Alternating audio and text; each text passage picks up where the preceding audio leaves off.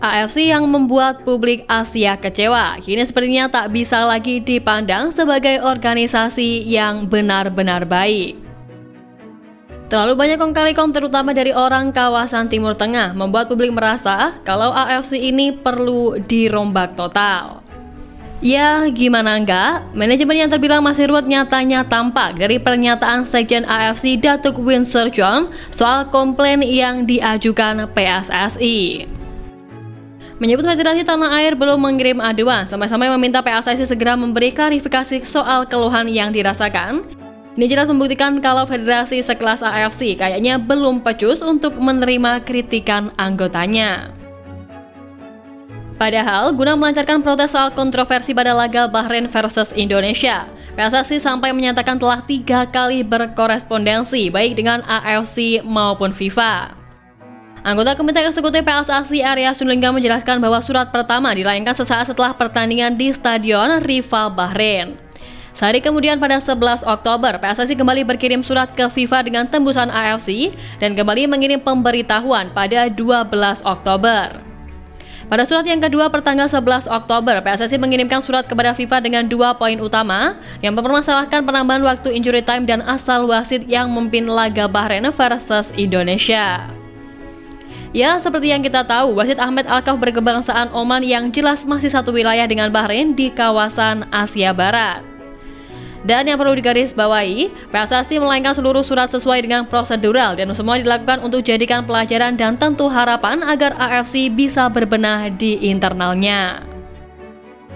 Tolong kami harapkan AFC memprosesnya dan jangan bilang kalau belum sampai, karena setelah selesai pertandingan nggak jauh kemudian 1 jam kemudian kita langsung protes, bikin surat dan itu ada Matchcom yang terima. Dan berikutnya surat lagi ke FIFA. Itu sampaikan. Jadi jangan jadikan polemik. Upaya usut tuntas yang dilakukan PSSI ini tak cukup membuat publik tanah air diam saja. Iya, publik tanah air memang masih sangat kecewa dengan kerugian yang harus dialami oleh timnas Indonesia. Kita sebagai pendukung jelas merasakan bagaimana perkembangan yang ada dalam skuad Garuda hingga mimpi kita semua untuk menembus Piala Dunia untuk pertama kalinya yang kian terbuka. Tapi buntut aksi tak fair kemarin, publik pun merasa tak terima. Publik tak henti-henti berkomentar, memaki dan mengungkapkan kekecewaannya di seluruh platform. Bahkan website hingga media sosial PSSI-nya Bahrain sampai-sampai terkena serangan siber imbas laga kontroversial itu. Bagi yang belum tahu, serangan siber merupakan usaha untuk mengakses, merusak, atau mengganggu sistem komputer atau data secara ilegal. Serangan ini dibuat melalui berbagai cara, seperti menginfeksi komputer dengan berbagai virus, hingga menyerang infrastruktur internet agar layanan online tidak tersedia. Melalui media sosial resmi BFA melaporkan, situs web Bahrain FA dan akun media sosial dihantam dengan beberapa serangan siber. Masih dalam pernyataan BFA, akun media sosial para pemain Bahrain pun juga menjadi korban peretasan hingga banyak komentar negatif.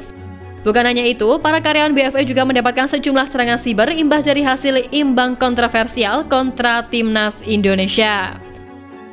Pihak BFA pun sedang menyelidiki serangan siber yang telah menimpa mereka tersebut. Nah kan, kalian salah. Kalian salah besar kalau mengerjai Indonesia. Indonesia kok dilawan? Lihat aja, akun wasit beber kemarin gak ada 24 jam pun langsung lenyap akibat ulahnya. Kerugian yang dirasakan Indonesia juga rasanya gak sebanding dengan apa yang kalian terima sekarang ini. Coba deh, kalian fair. Fair bro? Bahrain sepertinya lupa, sebelumnya FIFA sudah kasih sanksi atas ulah supporter yang hobi main laser dan peluit dari laga melawan Jepang kemarin. Total 182.352.12 rupiah telah kalian terima yang jelas merugikan pihak Federasi Bahrain sendiri. Loh, kok bukannya tobat? Di laga lawan Indonesia, tim Garuda justru diperlakukan tidak adil oleh wasit hingga harus menerima hasil imbang rasa kalah karena sejatinya tim merah putih pantas untuk menang. Harapannya jika FIFA telah mengusut tuntas kontroversi di laga itu, industri sepak bola dunia tersebut bisa kembali memberi sanksi berat pada Bahrain dan juga wasit bobrok yang bertugas kemarin. Yap, terlepas dari apapun, Ketua Umum PSSI Erick Thohir meminta pasukan Garuda untuk fokus ke laga selanjutnya, serta menargetkan timnas Indonesia bisa meraih 3 poin dalam kualifikasi Piala Dunia 2026 melawan Cina nanti. Meski tetap realistis dengan target awal, yakni posisi 3 atau 4 klasemen untuk melaju ke babak selanjutnya, tapi Erick percaya bahwa tim Merah Putih masih memiliki peluang untuk menyabet posisi tersebut. Berhasil mengumpulkan 3 poin dari 3 laga yang telah dijalani, serta menjadi tim yang belum terkalahkan di ajang ini, tentu menjadi modal apik bagi pasukan Garuda untuk menatap laga melawan Cina. Selain itu, Erick Thohir juga menegaskan bahwa nantinya saat Indonesia menjadi tuan rumah, tim Garuda harus ngotot mencari kemenangan terutama kala menjamu Bahrain dan juga Cina.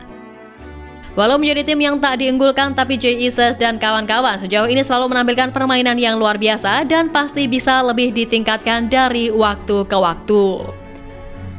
Pak Erick bahkan masih optimis Indonesia masih punya harapan untuk lolos langsung ke putaran final Piala Dunia 2026 sebagai runner-up grup. Sebab Indonesia sendiri masih memiliki mimpi besar untuk meraih 15 poin.